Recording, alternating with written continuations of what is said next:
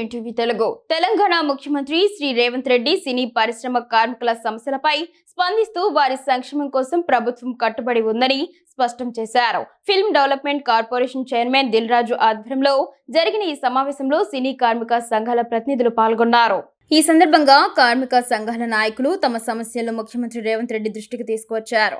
వారి సమస్యలపై సీఎం రేవంత్ రెడ్డి స్పందిస్తూ సినీ పరిశ్రమను మెరుగైన దశకు తీసుకెళ్లేందుకు ప్రభుత్వం పూర్తిగా సహకరిస్తోంది. కార్మికుల సమస్యలు పరిష్కరించేందుకు నేను సిద్ధంగా ఉన్నాను అని అన్నారు. హైదరాబాద్ ను హాలీవుడ్ స్థాయికి తీసుకువెళ్లే లక్ష్యంతో పనిచేస్తున్నాం. కార్మికుల నైపుణ్యాల అభివృద్ధికి స్కిల్ యూనివర్సిటీ ద్వారా శిక్షణ కల్పిస్తాం.